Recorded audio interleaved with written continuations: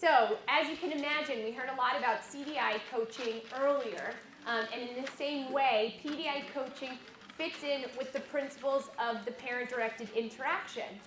So, it's unique from CDI in that, you remember, CDI coaching is all about the coach sort of following the parent's lead and reinforcing. And you go from less active or less directive, not less active, because you're still involved, you're catching, you're praising, but less directive to more directive in CDI, whereas in PDI, it's the exact opposite. So you want to start off completely very, very directive as the guide in PDI, and slowly fade your involvement as the parents get better with the skills. When you're coaching the PDI, you have to keep in mind what the parents are expected to do, because you need to know what the parents are expected to do to be able to coach effectively.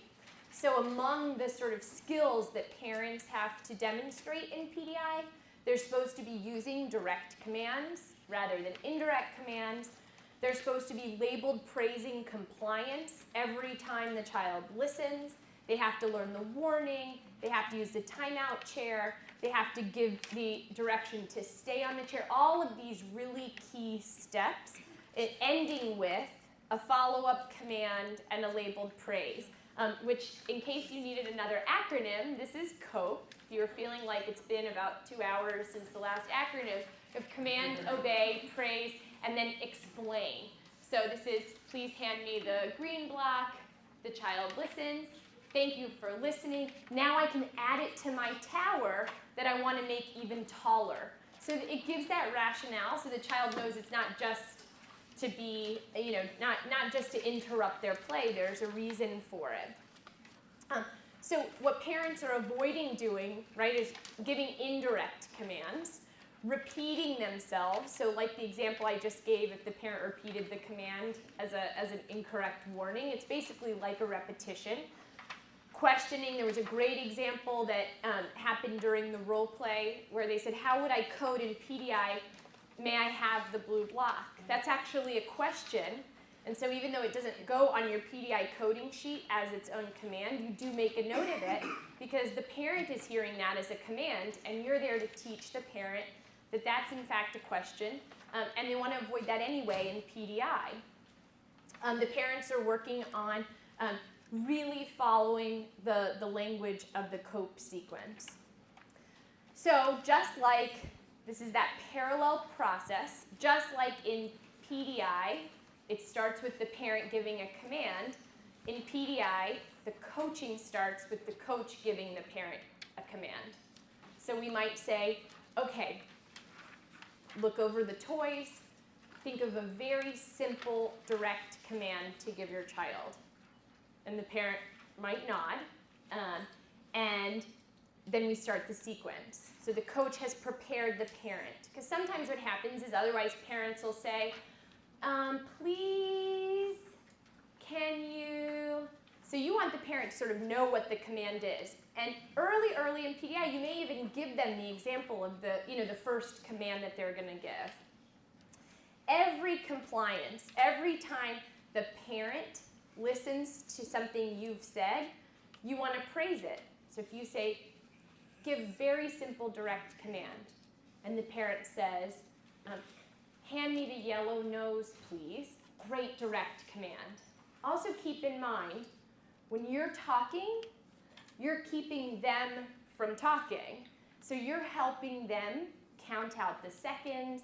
You're helping them from preventing them from spoiling the sequence, to try to help them learn how to give these effective sequences. PDI coaching is directive. So if the parent makes a mistake, as opposed to in CDI where you ignore it, you might actively ignore the mistake. In PDI, you don't. So you jump in. If the parent says, can you make it direct? Or please hand me. You don't let it go. You don't ignore that mistake. You want parents to start off and really practicing getting the words down from the beginning. And you always want to keep your eye on the goals, which, as you remember, let's see if you remember. What are the CDI mastery criteria? 75%. CDI, you're jumping ahead, that's great. Oh, First, a little review, a little refresher. CDI. 10 behavior descriptions. 10, 10, 10, yes. 10 reflections, 10 labeled phrases, 10 behavior descriptions, and? Less than 3 questions. Yes, 3 or fewer total don'ts, questions, commands, or critical statements. Now you guys are good. So what about PDI mastery criteria? 75% direct commands with correct follow-through. So 75% effective sequences. So you want to keep that in mind. So also that if there's a timeout, it has to end with compliance. Think of that new COPE acronym that you've got. And you always are sort of one step ahead, but we'll talk about that. So your job is really, you're leading the parent here. You're helping to guide them, and you're helping them to stay in control. One of the most common things that happen, so Rhea talked about sort of being on your toes. So it's definitely happened to me where I'm leaning and I hit the mirror because I'm like practically in the room. But true story. But you want to be, you're following. But as the child is picking up and escalating, the parent is going to be picking up and escalating, right? They're getting stressed out or they're getting anxious. And so often the opposite is the best way to respond. So the calmer you get, the more you model for the parent the calm that they need. So slowing down can actually help the parent slow down, which can actually help the child slow down. So thinking about that, because you want to help the parent, you have to help the parent stay in control. Nice command to get her back to the table. Just ignore everything but her obey when the child listens but says, I hate playing with you. Just ignore, she did it, and then you work on shaping that. So the question earlier was about using the exact words. If it's close, you reflect the words correctly. So, if the parent says, if you don't do what I told you to, you'll have to sit on the chair. If you don't, and you say, if you don't hand me the green block, you'll have to sit on the timeout chair. So you repeat it right back to them so that they can practice the words. If it's not close, or so they have it in their mind. If it's not close at all, have them redo it. So when the parent says, can you please, you say please, so that to model for them. You interrupt it, or you say, make it direct. Or whoops, depending on where you are, how much they've learned, you'll decide sort of which is the most appropriate coaching statement to use that'll actually have them switch it. Because sometimes parents ignore you, right? Because sometimes they're stressed, or they think they've got it, or for whatever reason, and it's your job to, kind of get in there and make sure that they're using the sequences effectively. So Rhea talked earlier about some of the general coaching guidelines, and they're similar in PDI with some kinds of unique things. So you still want to be brief, so you don't want to talk a lot because PDI is so fast. So being brief and being quick are so related. If you're spending time saying, oh, and that was a great direct command, and she is just doing such a good, and already 8 things have happened that you have to coach. So you have to be brief with your feedback. Great direct command, 2, 3, 4, 5. If you don't hand me and you're jumping ahead like that. But you have to stick to the script. So that whole 5 words or less may not apply if the script that you're telling them is longer than 5 words. Being quick. You want to comment on behavior immediately because a parent might jump into a warning when they're not supposed to, or they might, here's an example, if there's delayed compliance and the parent is understandably nervous about going into the sequence, but you're counting 2, 3, 4, 5. If you're watching and not catching, and the child should have gotten a warning, but you're not there to coach it, and then the child listens just as they see that the parent might sort of follow through, then they learn that they can delay compliance and they can sort of back off their parents. So you have to be there to help the parent kind of stay on task, stay on according to the time. Be positive. So as usual, you're only commenting and complimenting sort of genuinely what is going well, but you also want to help reframe things for the parents in a positive way. So early on, the child may not have a great attitude about listening, right? They may say, why do you keep telling me what to do? But what we say is, she did it, and she's listening so much faster than last week. Or she listened very quickly because your command was so good. We'll work on her attitude. It'll take a little time. Always, though, you could see, I share with Rhea, always working on sort of shortening the feedback. It's hard to keep it short. Be enthusiastic. So usually, if a parent, sometimes, and I think this comes up a lot with trainees, I have trainees who get so excited about a PDI session, about timeout. Yes, it's a timeout session. Remember, this is really hard for parents. This is really stressful for them. This is just stressing, So it's not, it's so exciting because the positive changes that are just around the corner. But for the parents, if you're like, yeah, she got off the chair, you got off the chair before I said you could, so you have to go to the timeout room. For a parent who's incredibly upset, that's not very helpful. So that's not going to be good for reports, pretty invalidating. Be supportive. So during PDI, this is probably good for us, Rhea. During PDI, it's good because we get to talk and talk and talk in the parent's ear. So this is a great time to be taking some deep breaths, only about 2.5 minutes left, and she is really sitting on the chair, and she's sitting longer than she did last time. You sure you're taking deep breaths, maybe a little deeper? This is how you're really teaching her that you're the one in charge. And it's so great that you're starting this early because this is how she's going to learn, until it's like, and sometimes I'll say, just, nod your head if I'm talking too much or if I'm starting to bother you. But that's the idea, is that you're there to sort of support them so that they actually remember to do things to self-soothe and to self-regulate, but also so that you help them follow through. Because the child could be screaming the whole time on the chair and then like this. If they show any kind of attention, that could fuel the behavior on the chair and just extend the whole process. So you want to be there kind of helping them get through this. You're paying attention always. So one of my colleagues recently said, in one instant, he looked down to write a note to himself in PDI, and the child threw the chair in such a way that it hurt the parent. So in an instant like that, somebody could get hurt or things could really escalate. So you always, it's like the cat and the goldfish, you always have to have your eyes on the goal. You have to be paying attention at all times and anticipating, being one step ahead. So if it's the child's first time going to the chair, probably he's going to test getting off at some point.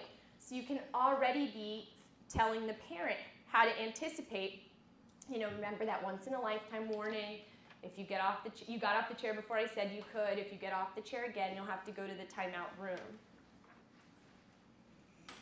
So I've been giving some examples, but these are just more examples for you to file away, and you can have them and review them of what exactly coaches say. So more directive coaching is what you do at the very beginning. So when the parent starts an indirect command, you might say, make it direct, hand me, so that they can change, can you please, to, oh yeah, hand me. Tell her why it's good. So when the child listens and the parent says, good, you might say, tell her why it's good. Good listening. Now we get to play together. Just ignore that. So if the child is screaming in the chair, or if they've sassed while complying, you'll get to that. First, we would want to work on the compliance itself.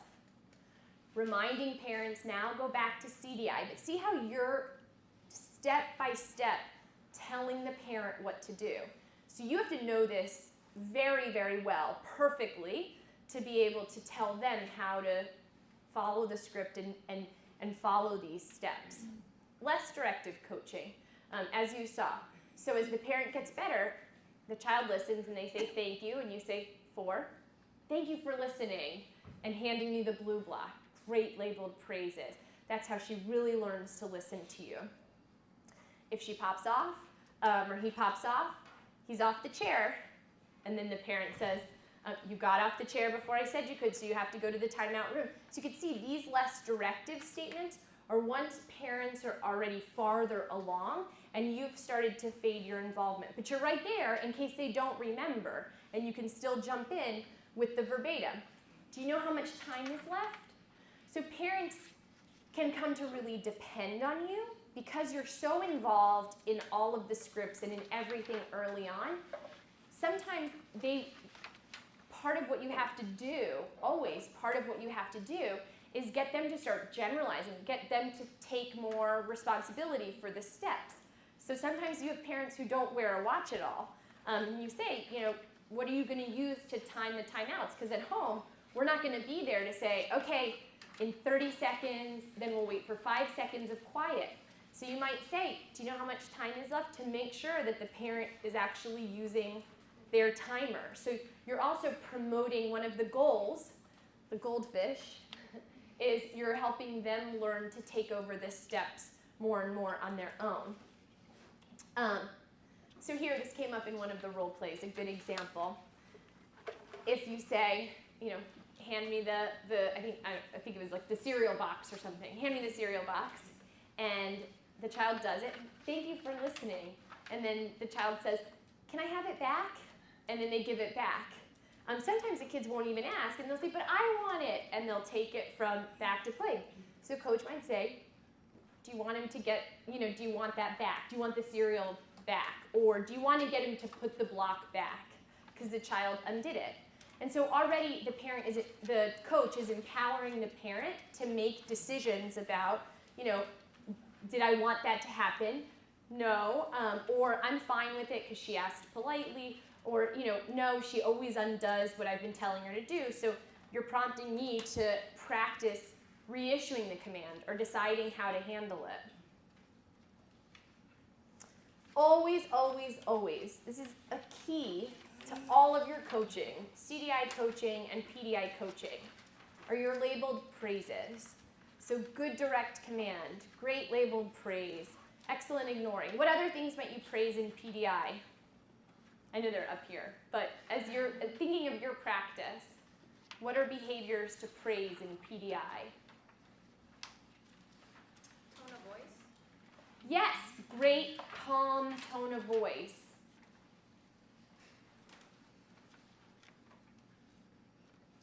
They're right here. Ignoring. Yes, great job ignoring. I know it's not easy when she's saying those things on the chair, but she's just saying them to get your attention because she doesn't like this. This is a new procedure. She's testing you, but you're staying really strong. Anything else?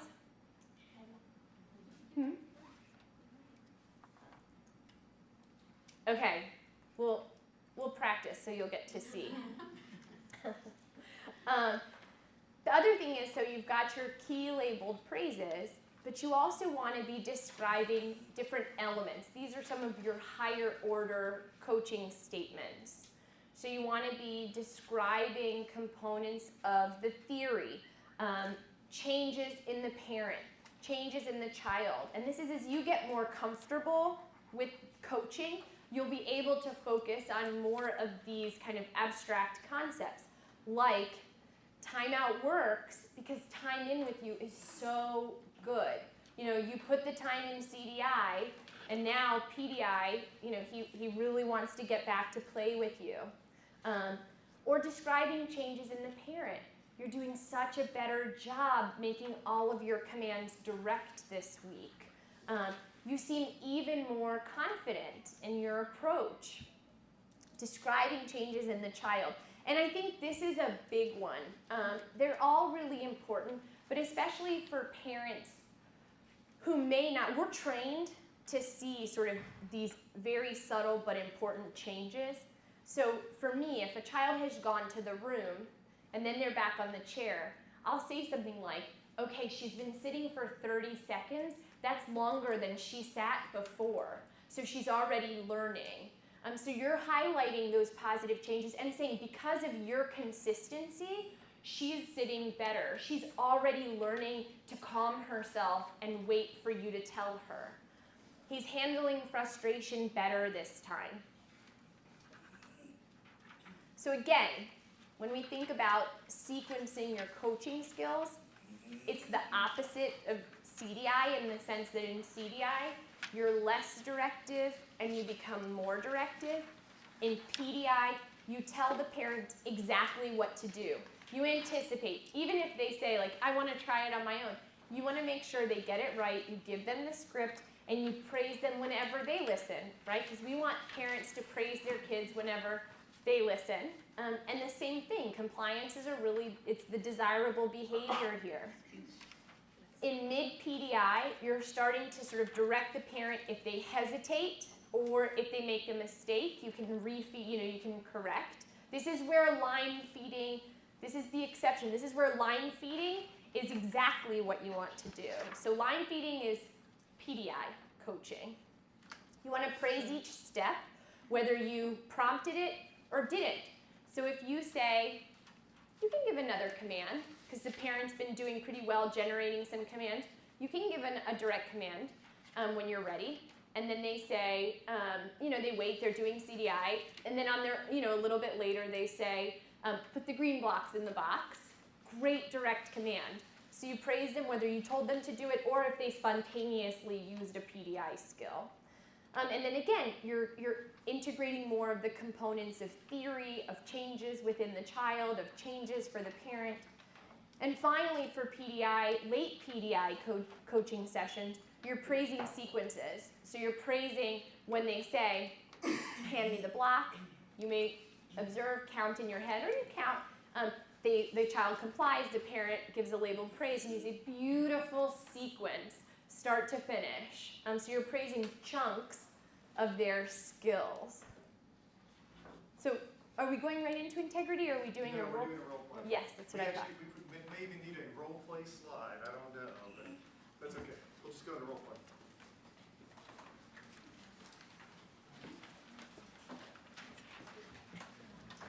So now you're going to see, this is the demonstration of the PDI. Am I parent or child? I think you're a child, right? Okay, child doesn't wear coats. Can you hear? This is my child here. PDI Coach 1. So in PDI Coach 1, it's the first PDI session, you've already oriented the child to how today is different and the PDI procedure, and you've oriented the parent that they're going to start with a little bit of CDI coaching for a couple of minutes, and then you're going to transition to PDI, that you're going to be feeding them the lines, you're going to be helping them every step of the way, and just to remember that they're going to use direct commands, and in between using their special time skills or CDI skills to break up the commands. So, start with a little bit of CDI. Okay, for special time. Yay! Oh, you're building with Lego blocks? Great description. I really like how you're playing together with the Legos today. Beautiful labeled Mom. praise. Oh, and nice manners, John Paul. Oh, Great labeled praise. This is a great way to make time in so fun. Elf house. wow, how Beautiful reflection. I love your creativity with these Legos. Nice labeling that praise. It does have lots of colors. Beautiful reflection. Everything you're saying is a pride skill. I'm going to build up here like you. I like that idea. Great imitating, nice praising, following his lead so well. Your house needs a big red one. A big red one. Thank you for building up in my Great house. reflection. It's about 2 minutes or so according to our outline. Now, okay, Rhea, so it's time to switch to PDI. So tell John Paul it's your turn to choose the activity. Honey, it's my turn to choose the game, okay? Let him know that it's time to practice listening. It's time to practice listening. Great way to set it up to get to transition him. So let him know what you'd like to do next. Give him some kind of information about what you want to play with next. So I want to play with the car. Great information. So that sets him up. And that, don't worry, because that might be a good command for later. So when you... Is my microphone off? Yeah. Okay. My microphone was on. It was off. It was off. It is now on. It's now on. Okay, perfect. Okay. Do we have to do anything? Well, were you following a specific No. order? No, that's I think fine, we're right? good. Yeah, Cut that's that part good. out and start here. Yeah, 'cause you Why don't we weren't do saying about 30 that. seconds of CDI so we don't bore everybody? Okay. Oh, and you found a yellow block. Great description. You're making a really cool tower. Nice labeled praise. You're following his lead so well. And I really like how you're playing gently with these Legos. Beautiful labeled I'm praise. building an Art Deco house. An Art Deco house. Great reflection. Wow, Okay, those are good Rhea. words. It's time to switch to PDI, so let John Paul know that it's your turn to choose the activity, Okay, honey, it's my turn to choose the game. and let him know that it's time to practice listening. So we're going to practice listening. Great transition. So think about what you'd like to do next. Give him that information, what you want to do next. So I would like to play with the car. Great information. And when you have a direct command, give me a nod. So please hand me, Can you hand me the car? please hand me the car. Please hand me the car. Great direct command. Thank you for listening. Beautiful labeled praise, and he listened so quickly. Now back to CDI. I'm making a hood for a car. a hood. Great reflection. Well, I think it's a great idea to make a hood for your car. Beautiful labeled praise. And this is what is going to make listening so positive, because you're breaking it up, the commands with CDI. And you found a blue one. Great Stacking the blue description. one on your garage. Kind of fell apart. It did a little bit. It's falling Great apart following more. his lead. So think about your next I gotta command. fix it. And And you would like to fix it. great reflection. And point to the next piece when you tell him to hand it to you. Please hand me and point to the piece. Please hand me that green block. Great direct command, and In- hold out in your a other second, I'm hand. fixing my 2, hood. 3, great, say nothing. 4, 5. If you don't hand me the green block, you'll have to sit on the timeout chair. If you don't hand me the green block, you're going to have to sit on the timeout chair. Okay, Just a second. 1, great warning. 2, Right there. 3, say nothing. And he did it. Big label praise. Thank you so much. 4, thank you. 4. Thank you for listening. Beautiful labeling that praise. That way he knows exactly what you liked. Now back to CDI. I was going to put the green block on my car, but I don't know if it'll fit. Oh, that's fantastic. Giving him They the fit. reason See, for the look. command once he's listened. They The red do one will fit? fit. Oh, you put a red one on. Great Thanks so much description. for Great helping going me back to build. CDI. On this next command sequence, I just want to make sure you stay silent in between the command and the warning. Okay, so think of your next command. So what if he doesn't understand? That's what the Who are warning you is talking to, for. Mom? You can let him know that you can let him know I'm talking to you. It's okay for him to know. Dr. Melanie is talking to me. Okay. Okay, so let's practice that this time. So think of your next command, and please hand me and point to it. Please hand me the white Lego. Perfect, pointing In to a it and second. holding out your I'm hand. building the 2, perfect hood for your car. 3, 4, 5. If you don't hand me the white Lego, you'll have to sit on the timeout chair. If you don't hand me the white Lego, you'll have to sit on the timeout chair. Great, say Just a nothing. second. 2, 3, 4, Like my 5. You hood. didn't do what I told you to do, so you have to sit on the timeout chair. You didn't do what I told you to do. so Hey, you have that's to go not to the fair. timeout chair. I was Okay, gonna say do nothing, it. say Yeah, nothing. It is fair So say because nothing. you didn't listen to me. I know it's tempting to talk, but you want to say nothing. Just walk him over to the chair so he doesn't get any of your attention. As soon as you get him to the chair, you'll say, stay here, stay on the chair until I say you can get off. Now stay here until I say you can get off. You Okay, are a and now mean walk away, mommy. walk away. I know You're it's mean, hard. mommy. good. You're mean, I'm mommy. doing So go this ahead for and you. walk Mean away. mommy. I know how hard it is to ignore, and now we're going to start the timer. Do you see Take what a he couple does? of Do you see deep what he breaths. does? He's so much Think more about sensitive. your CDI, though. Good ignoring, and you can move out of the way. Make sure He's throwing things at me. Please stop it. So try to Stop get throwing those the toys Legos. from out of the way. Go over to him and get those toys away. Just scoot them. Just say nothing to him because you don't want him to get any of your attention. That's why CDI is so important. That's where he gets all of your positive attention. Good ignoring, great ignoring. That's how you're going to teach him that it is no fun to be in timeout. If he's getting a rise out of you, that's exactly what he's going to try to do. Wow, and he has already been sitting for 2 minutes. And so we only have about a minute left, and you're doing a great job. Take some deep breaths. I know this is not easy, but think of your CDI skills you've been working on getting so calm, and only 5 seconds left. And so what you're going to do is get that white piece ready that you had wanted him to hand you. Perfect. So it's nice and easy. 2, 3, 4, Hey, 5. I don't want to be here anymore. 1, I'm tired of 2, this timeout chair. 1, When do I get 2. out? So try to keep I'll a hand neutral you that face. white block. Try to keep playing neutral face so that he doesn't get any feedback. 3, 4, 5. You're sitting quietly in the chair. You're sitting quietly in the Are chair. you ready to hand me the white Lego? Are you ready to hand me the white Lego? Say nice and neutral. Go back over. Say nothing to him. We want him to actually be ready here. Hold out your hand. Just say okay. Okay. And now really quickly, an easy follow-up command. Now please hand me.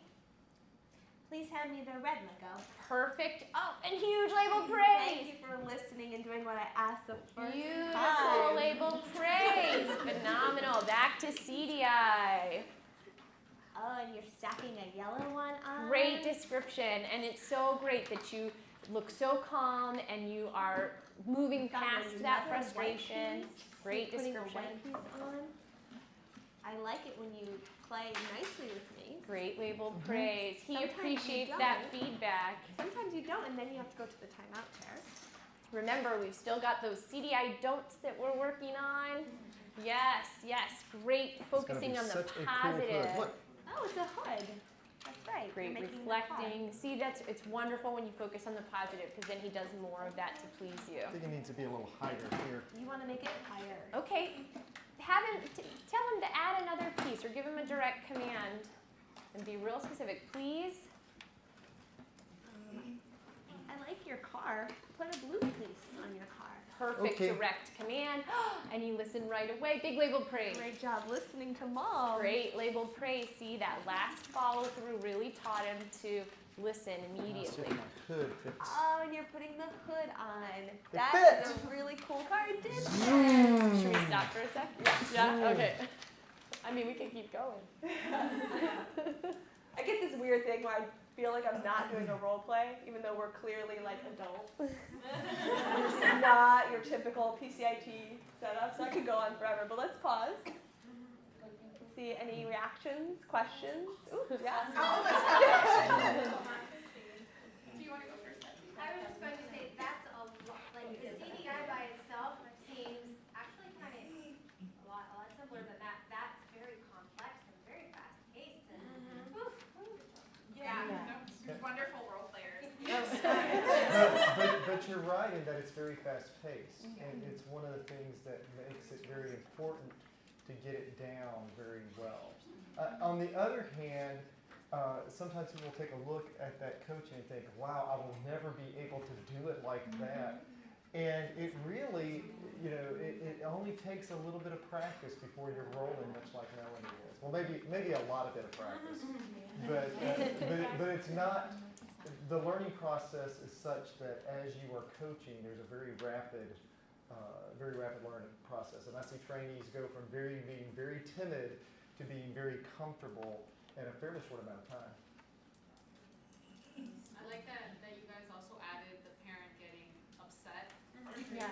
I think it's pretty realistic, and I think it was nice to see how it was just to like calm down, be like you're ignoring, just ignore him, don't pay attention. I think that's really, it was good to see that. Good. Yeah, it's very typical. I mean, this is really challenging for the parent to do. It's not uncommon. They might be I was getting a little bit tense with him and interacting with him when I shouldn't have. Also, you have parents who are a little anxious about it, and so coaching them through that, but you see that a lot.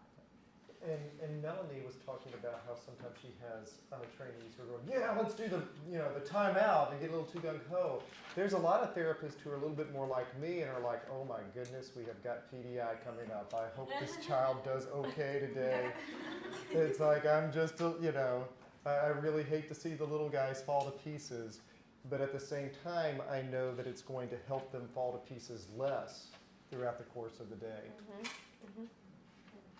So I noticed at the beginning, you mentioned like something about how the child knows, like, who are you talking to, Mom? And you said, it's okay, you can tell them that you're talking to me. Has there ever been a situation where they're like, well, where is she? You know, like, what, who, where, I don't know who you're talking to. Let me Yes. talk to her. Has there ever been How a does that situation? work? Yes, yeah, it comes up a lot. I mean, you'd be surprised if the novelty really does wear off, but that's where I think you have to be sensitive as a coach.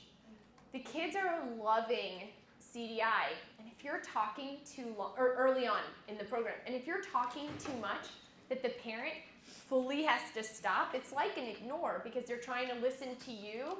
And so then the child might say, like, who are you talking to? What are they saying? I want to hear what they're saying. So that's part of being sensitive as a coach to the timing. You don't want to talk too long. You don't want to, but sometimes then the kids, if they're angry during, PDI, they try to swipe at the walkie-talkie or the earpiece.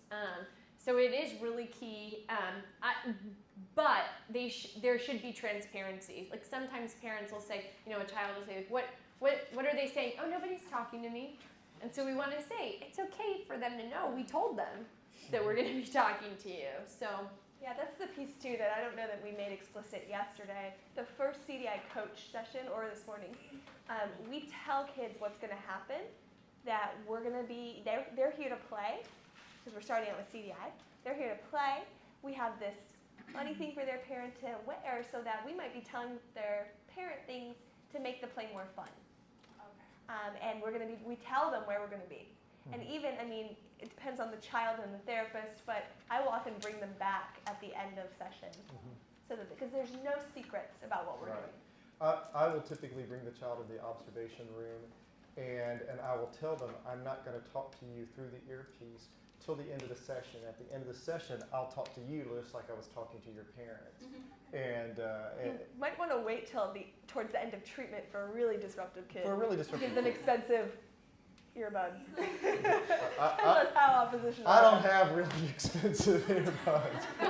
So anyway, but it's one of those things that, but a lot of times I'll let the kids listen in if they're really interested. A lot of kids just don't care, but the kids that are interested, I'll say at the end of the session you can listen. But the big issue that I think you're hearing from all of us is to be very transparent with the process. Yeah. And I think that's going to vary from therapist to therapist, but you just want to be very transparent with that process. Kids are smart. They'll figure it out if you're not open. Yeah.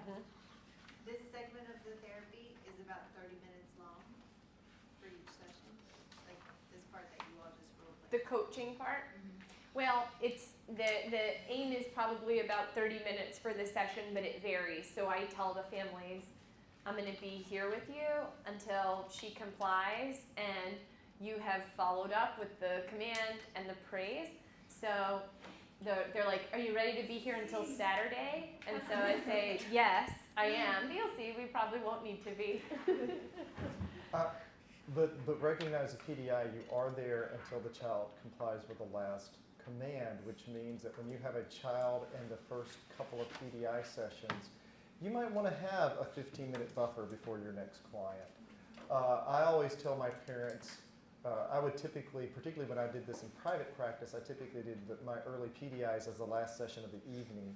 And I would tell my parents, you need to eat dinner before you come in, and I'm going to eat dinner as the therapist before you come in, and you want to take the child to the restroom before you come in so that we're ready to go longer if we need to go longer. And hopefully we won't have to. Let's do a little bit of later, once the mom is a little more proficient. And so you can kind of see the differences between coaching at the early stage of treatment and at the later stage of treatment. Okay.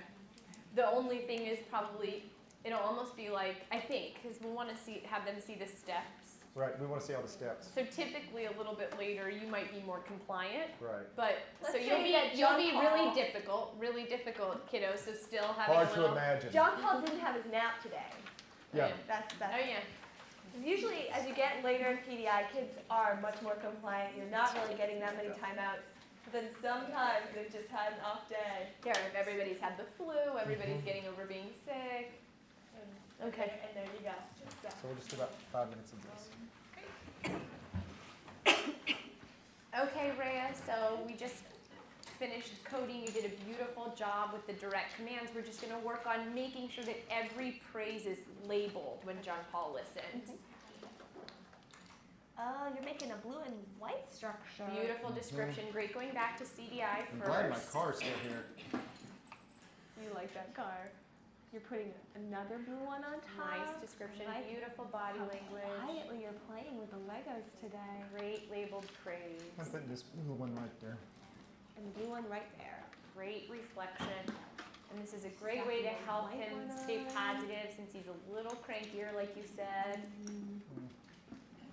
We'll go on. All right, think of your That one is next hard to go direct on. command. You can But I give like it when how you're you ready. keep trying. You got it on. Great encouraging of persistence. I really like your car. Thanks, Mom. I'd like to give it a try. Please hand me your car. Beautiful I'm direct using it command. right now, Mom. 3, 4, 5. If If you don't hand me the car, you'll have to sit on the timeout chair. perfect warning. Mom, 2, it's not fair. I just started 3, playing with this, Mom. 4, I don't want to give you my 5. car. You didn't do what I told you. You didn't do what I told you to do, so you have to go to Mom, the timeout chair. It's Great no job fair. following through. Nice saying nothing. Stay No here until fair. I say you can get off. Perfect Just follow no through. Great. fair. I'm not Yeah. staying on this chair. Oh, and he's up.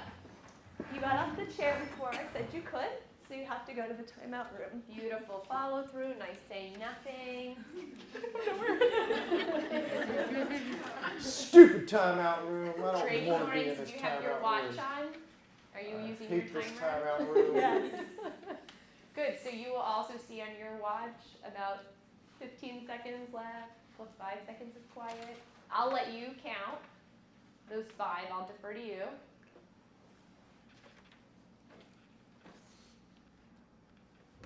Good job saying nothing as you lead him back. Stay here until I say you can get off. Great wording. Time starts again. Are you following along? You've got the 3 minutes. Okay. Okay, You look so so I'm gonna calm. drive You this seem so much more car. I confident. think I need more room on the He's TV quieting even faster. so that I can drive the car. Great job making time in look fun. That way he doesn't want to stay in timeout. When time in's fun, timeout's not so good.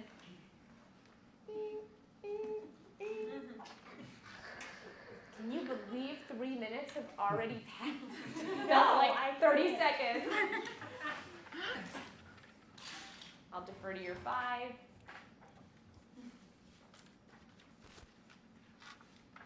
You're sitting quietly. You're sitting quietly. Are you ready to hand me the car? Great, saying nothing. And you can, No. Okay. Stay here until I say you can get off. great following through. He's testing you, but he is staying on the chair at least for now. All right. And so you've got you're looking at your time too. Yeah, I really think he's tired. That may be great going back to ignoring so he doesn't hear, doesn't get any of your attention. And what's important is that you're following through even when he's tired, because even if he's tired, it's still really important that he listen to you. Yeah. Mhm.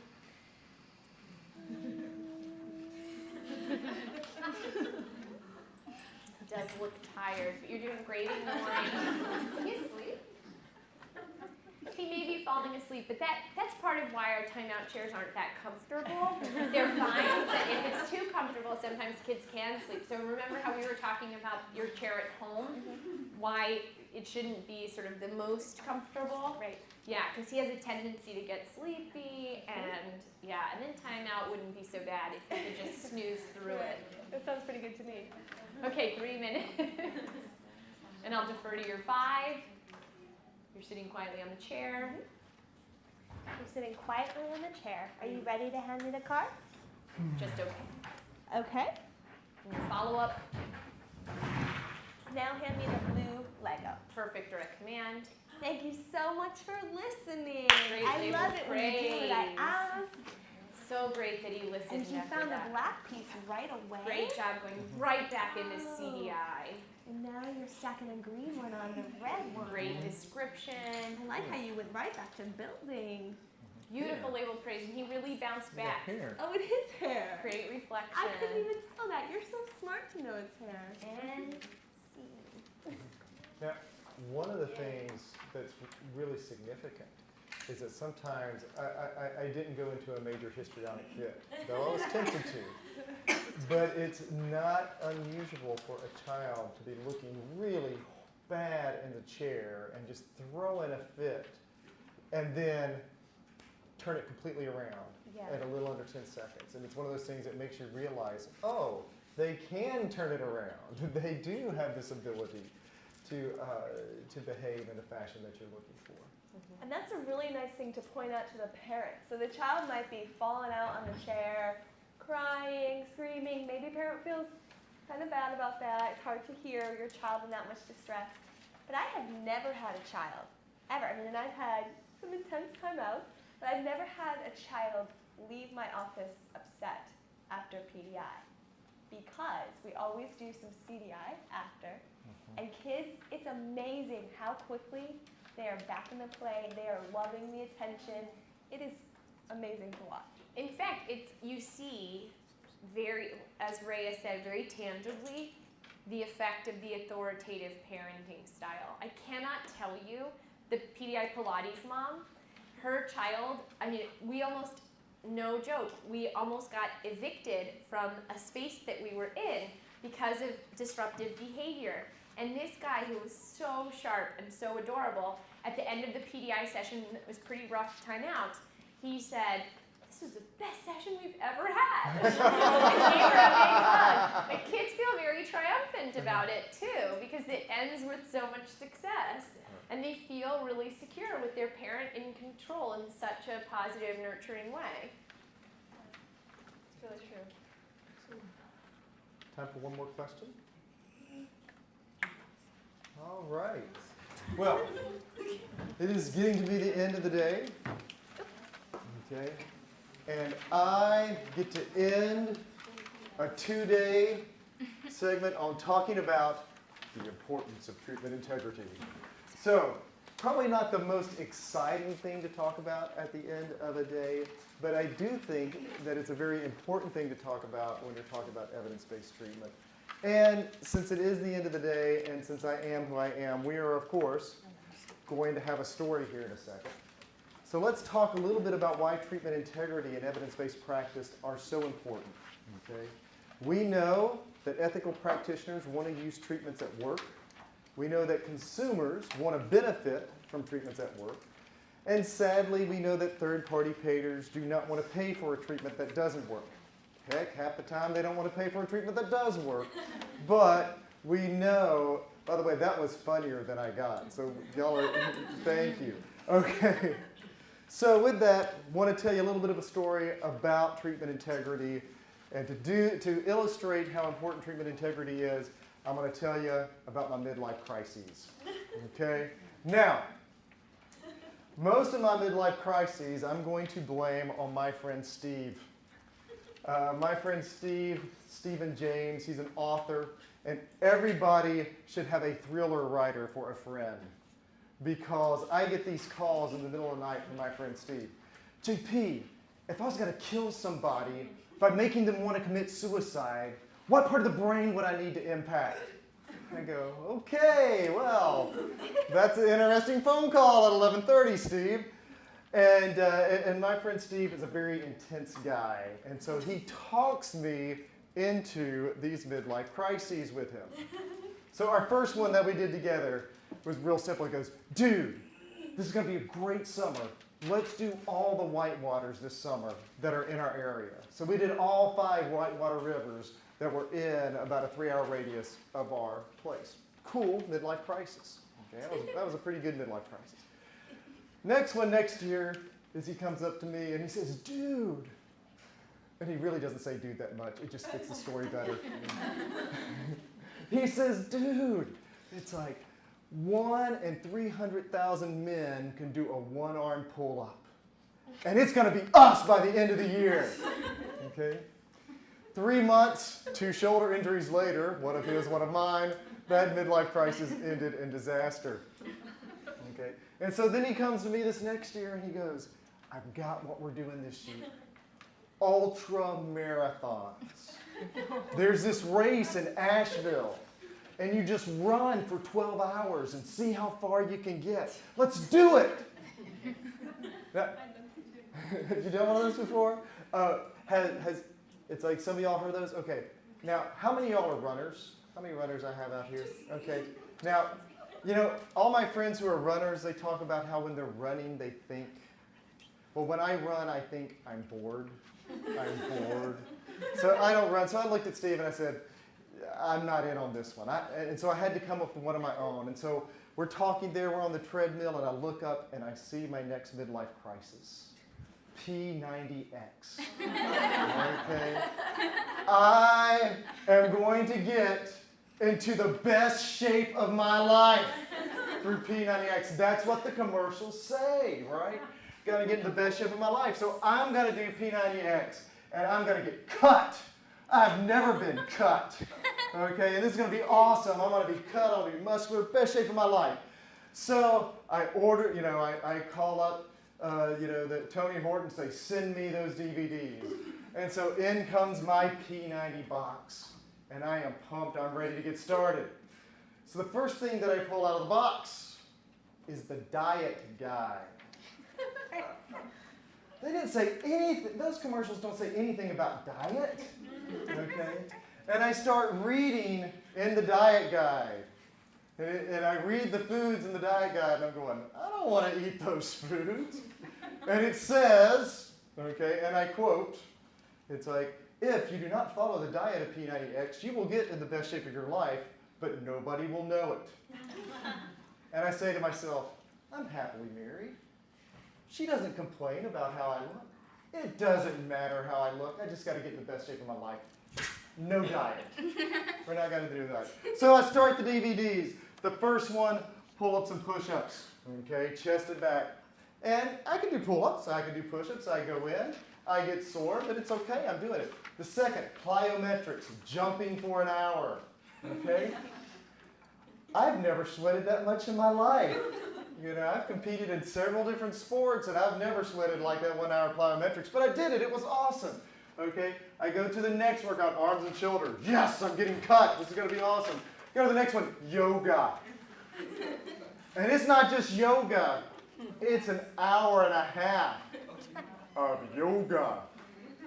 And so I go, okay, I can do this. And I start to have that reaction much like I have to running. I'm bored. I'm bored. And then about 10 minutes in, I have another reaction. I can't do this. Okay? There are positions those dudes are doing that I can't go.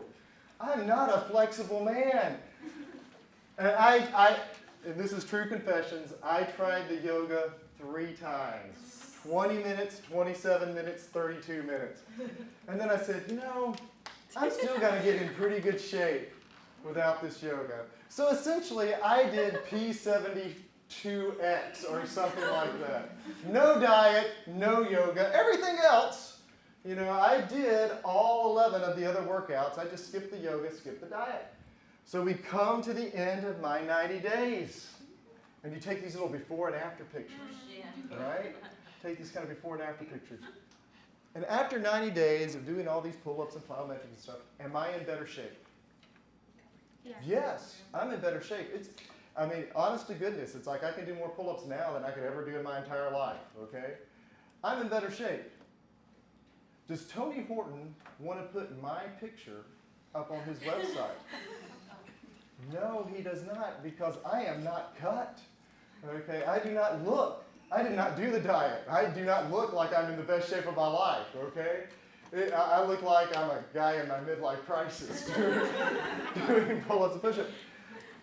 And the reason why they don't want me on their website is because I didn't do the full program. Quite honestly, if I did the full program, I could probably make the website because that diet is rough. I don't know if I'd be cut, I'd be starved. But But because let me tell you, I have an intimate relationship with carbs, okay? And so, but they don't want it. They don't want me on the website because even though I use the product, and even though I got good changes and good results, I didn't get the kind of changes and the kind of results that they're looking for. And I say this because it gets into this word that I don't want to use talking about therapy, and that's brand. Ugh, I can't believe I just said brand when I'm talking about therapy. The reality is, we know that PCIT works. You've seen the research. Okay, we've got clinicians who have been doing it by the protocol. We know that it works, and we know that it works well. And there are folks who have made lots of untested modifications to PCIT. And they may work, but we don't know it until the research has been done. And the reason why it's so important to not, the reason why it's so important, I'm going to be good PCIT and talking positives. The reason why it's so important to use the treatment as it was designed to be used is that if you use untested modifications, it can damage the brand name. And PCIT has such dramatic effects. We don't want people to say they're doing PCIT when they're not. You know, there are times when I use a PCIT-like intervention with clients that I will not tell them I'm doing PCIT because I've had to change something, right? And I will say I'm doing, you know, I'm going to do a behavioral intervention. I won't say I'm doing PCIT because I'm not doing PCIT. Well, PCIT is not for every kid. It's not for every client. And I have worked in situations where I have gone out into the community and people said, oh yeah, it's like they tried PCIT here, it didn't work. And I go, PCIT works. It's like I've never known it not to work. Tell me about your PCIT.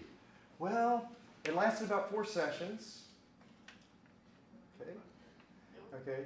Did you do any coaching? No, we didn't do any coaching. All right. That's not PCIT.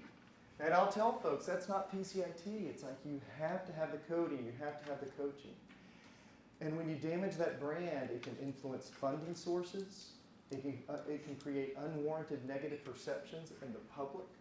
We want to make sure that we're doing PCIT with good treatment integrity because that gets out the really positive message of how well this treatment intervention works. And that's true for other treatment interventions.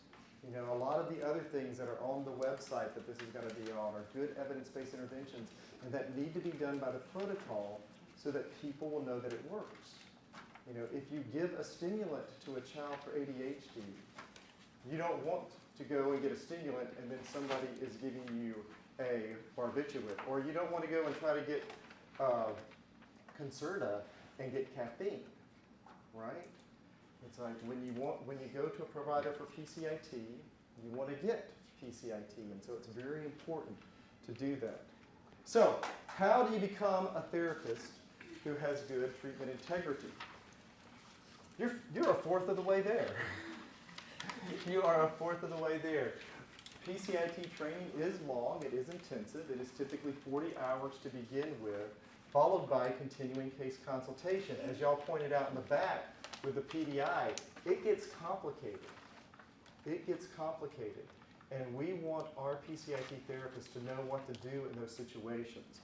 So what we are doing here with this 10-hour training, or 12-hour training if you've been here live, is we have presented a lot of the basics. We presented a lot of the material that you would get in a typical training as far as over the course of 40 hours, so that if you've done this course, you can now come into a 30 to 28-hour training in order to meet those requirements. So you are almost there. How do you find this training? It's like unabashed plug, go to www.pcit.org, okay? There you will find a complete listing on the website. There are training dates that are announced, and there are training sites all over the country in beautiful big cities, such as Miami, beautiful small cities, Okay, and even some not so pretty places, but we won't say which one those are. It might offend the people who are there. Thank you for laughing. Okay, so anyway, we have our regional master trainers. We also are training regional trainers.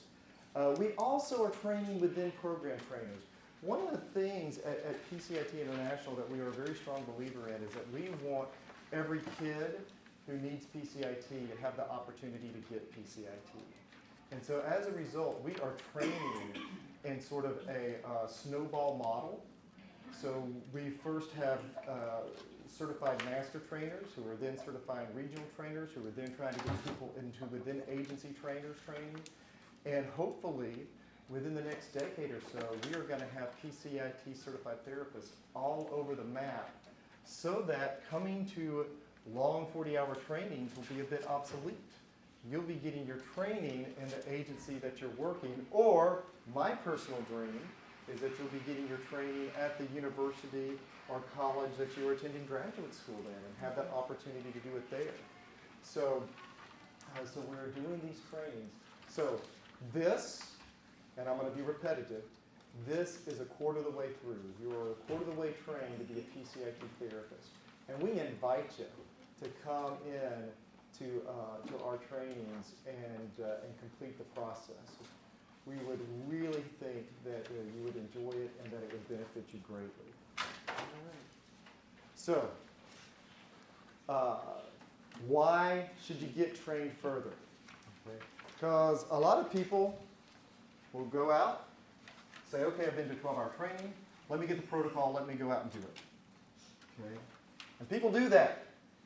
People have been doing it for years. Rhea's sitting here looking shocked, by the way. She just gasped. She just gasped. She goes, no, people don't do that. Yes, people do that all the time. Why should you not do that? Well, you should come to a training because it really enhances treatment integrity. The better you're trained, the more likely you are to do PCIT with good treatment integrity. Quite honestly, it's a resume boost. Agencies are really beginning to look for clinicians who are skilled in evidence-based treatments, and they are looking for folks who have evidence-based treatments on their resume. It gets people jobs, and it's really a lot of fun. There may come a day when third-party payers will not pay unless you can show evidence that you have been trained in evidence-based treatments. We have, as master trainers, we have conversations with state legislatures. We have conversations with Medicare, Medicaid, those kind of folks about those things. And they're not there yet, but it's coming down the pipe. And finally, this is kind of a theme with me, PCIT training is just a lot of fun. I don't know if you've noticed it from the folks who are here, but and I'm a little prejudiced, but PCIT people, they're just a lot of fun. There's something about this treatment that pulls for people who like to be encouraging, who like to teach, who like to play. And as a result, you don't find trainings that are much more fun than PCIT. Quite honestly, what y'all have done these last 2 days and what you have done on the net is some of the most boring stuff of PCIT training. We do a lot of interactive exercise. We do a lot of hands-on coaching exercises. We do a lot of competencies that you have to pass, which makes people nervous, but it also helps you to leave with a sense of, I know what I'm doing. So I really want to encourage y'all, and we'd be happy to talk with you afterwards about possibilities for training and where that might be. We're trying to encourage some of the folks down in Miami to offer a training for you guys here locally. I think you can always come see one of us when you happen to see it. And before I start sounding like a commercial, I want to thank you for sitting so quietly. You guys are great, and I want you to have a great weekend, and you have 5 seconds to comply. Okay? So thank you guys so much. Y'all have been a wonderful audience.